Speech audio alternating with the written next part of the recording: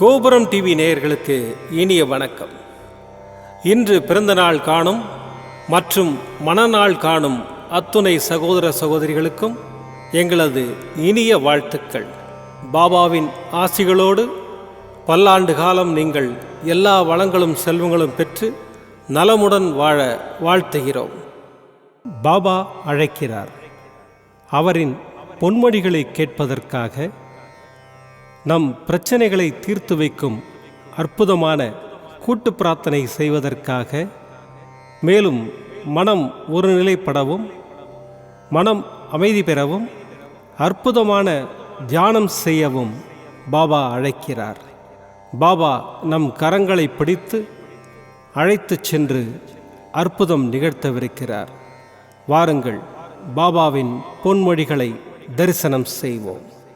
அன்பு குழந்தையே, நீ என்னிடம் எந்த வேண்டுதலையும் வைக்க தேவை இருக்காது.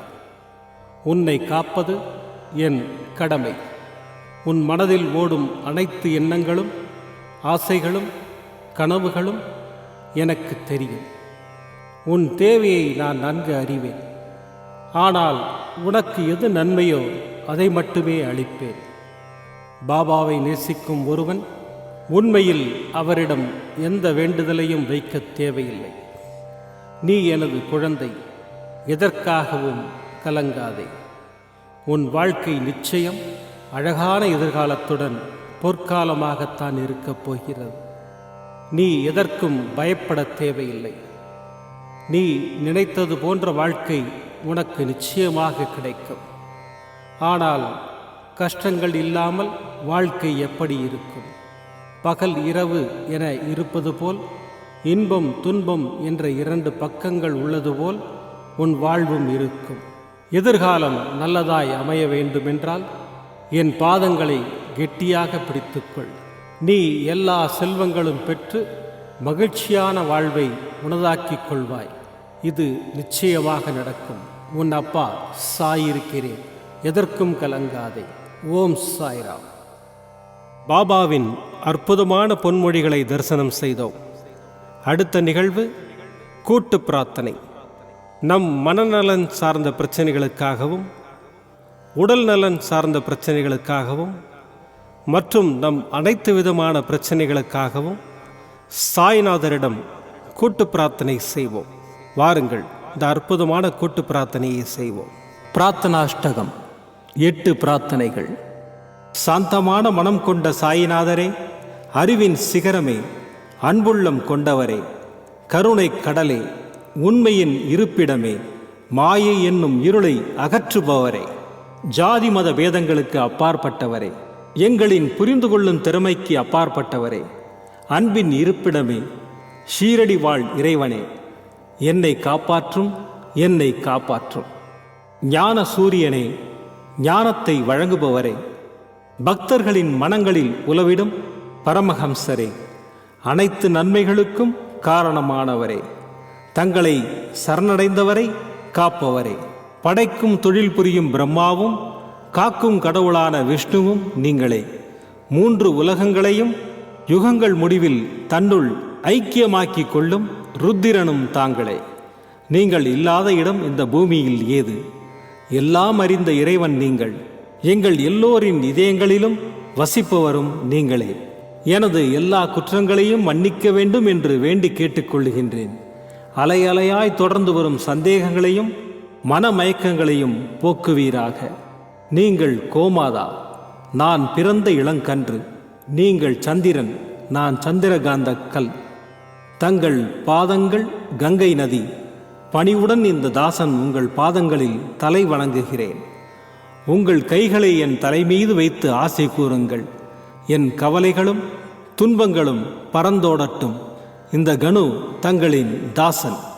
இந்த 8 துதிகளையும் கூறி நான் உங்களை சாஷ்டாங்கமாக நமஸ்கரிக்கின்றேன். எனது பாவங்கள், துன்பங்கள் மற்றும் ஏழ்மை நிலை இவை யாவும் உடனடியாக விலகி ஓடட்டும். ஓம் சாய்ராம். ஓம் சாய்ராம். ஓம் சாய்ராம். அற்புதமாக கூட்டு பிரார்த்தனை செய்தோம். பாபா நம்முடைய கோரிக்கையை ஏற்று நிச்சயமாக நமக்கு அற்புதங்களை செய்வார் என்பது சத்தியம். இனி கண்களை மூடி பாபாவை மனதில் நிறுத்தி பாபாவின் அற்புதமான சக்தி வாய்ந்த மந்திரத்தை அனுபவிப்போம். ஓம் ஷிரடி வாசாய வித்மஹே சச்சிதானந்தாய தீமஹி தன்னோ சாயி பிரச்சோதயாத்.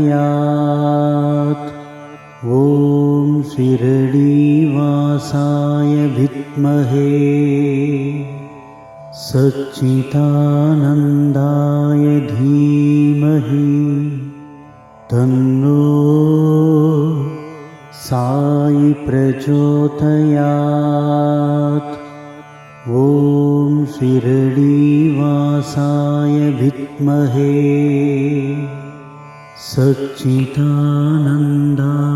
தீமஹி தன்னோ சாயி பிரச்சோதயாத்.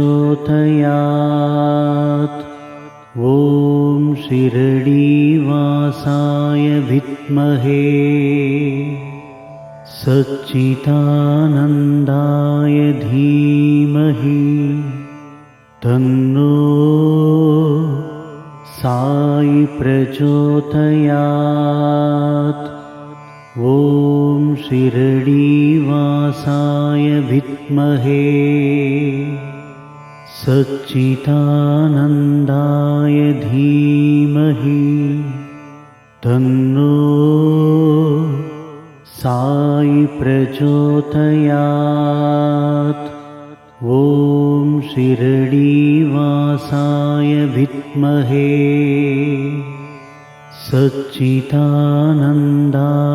தீமஹி தன்னோ சாயி பிரச்சோதயாத். ஓம் ஷிரடி வாசாய வித்மஹே சச்சிதானந்தாய தீமஹி தன்னோ சாயி பிரச்சோதயாத். ஓம் ஷிரடி வாசாய வித்மஹே சச்சிதானந்தாய தீமஹி தன்னோ சாயி பிரச்சோதயாத். ஓம் ஷிரடி வாசாய வித்மஹே சச்சிதானந்தாய தீமஹி தன்னோ சாயி பிரச்சோதயாத். ஓம் ஷிரடி வாசாய வித்மஹே சச்சிதானந்தாய தீமஹி தன்னோ சாயி பிரச்சோதயாத். ஓம் ஷிரடி வாசாய வித்மஹே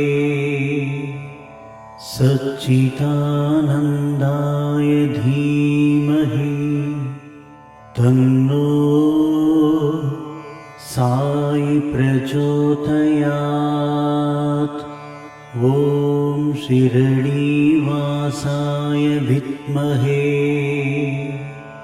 சச்சிதானந்தாய தீமஹி தன்னோ சாயி பிரச்சோதயாத்.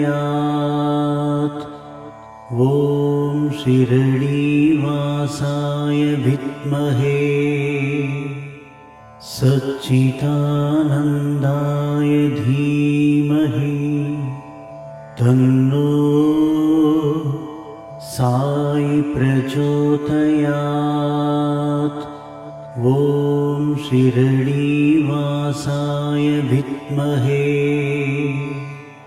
சச்சிதானந்தாய தீமஹி தன்னோ சாயி பிரச்சோதயாத். ॐ शिरडीवासाय विद्महे सच्चिदानन्दाय धीमहि तन्नो साई प्रचोदयात्। ॐ शिरडीवासाय विद्महे सच्चिदानन्दाय धीमहि तन्नो साई प्रचोदयात्। ॐ शिरडीवासाय विद्महे सच्चिदानन्दाय धीमहि तन्नो साई प्रचोदयात्। ॐ शिरडीवासाय विद्महे सच्चिदानन्दाय धीमहि तन्नो साई प्रचोदयात्। ॐ शिरडीवासाय विद्महे सच्चिदानन्दाय धीमहि तन्नो साई प्रचोदयात्। ॐ शिरडीवासाय विद्महे सच्चिदानन्दाय धीमहि तन्नो साई प्रचोदयात्। ॐ शिरडीवासाय विद्महे सच्चिदानन्दाय धीमहि तन्नो साई प्रचोदयात्। ॐ शिरडीवासाय विद्महे सच्चिदानन्दाय धीमहि तन्नो साई प्रचोदयात्। ॐ शिरडीवासाय विद्महे सच्चिदानन्दाय धीमहि तन्नो साई प्रचोदयात्। ॐ शिरडीवासाय विद्महे सच्चिदानन्दाय धीमहि तन्नो साई प्रचोदयात्। ॐ शिरडीवासाय विद्महे सच्चिदानन्दाय धीमहि तन्नो साई प्रचोदयात्। ॐ शिरडीवासाय विद्महे सच्चिदानन्दाय धीमहि तन्नो साई प्रचोदयात्। ॐ शिरडीवासाय विद्महे सच्चिदानन्दाय धीमहि तन्नो साई प्रचोदयात्। ॐ शिरडीवासाय विद्महे सच्चिदानन्दाय धीमहि तन्नो साई प्रचोदयात्। ॐ शिरडीवासाय विद्महे सच्चिदानन्दाय धीमहि तन्नो साई प्रचोदयात्। ॐ शिरडीवासाय विद्महे सच्चिदानन्दाय धीमहि तन्नो साई प्रचोदयात्। ॐ शिरडीवासाय विद्महे सच्चिदानन्दाय धीमहि तन्नो साई प्रचोदयात्। ॐ शिरडीवासाय विद्महे सच्चिदानन्दाय धीमहि तन्नो साई प्रचोदयात्। மீண்டும் நாளை காலை இந்த அற்புதமான பாபா அழைக்கிறார் நிகழ்ச்சியில் சந்திப்போம். நன்றி, வணக்கம்.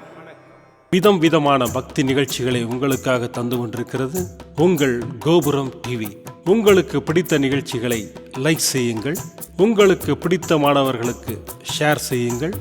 மேலும் சப்ஸ்கிரைப் செய்வதோடு மட்டுமல்லாது அருகில் இருக்கும் பெல் பட்டனை கிளிக் செய்து கோபுரம் டிவி நிகழ்ச்சிகளை உடனுக்குடன் தெரிந்து கொள்ளுங்கள்.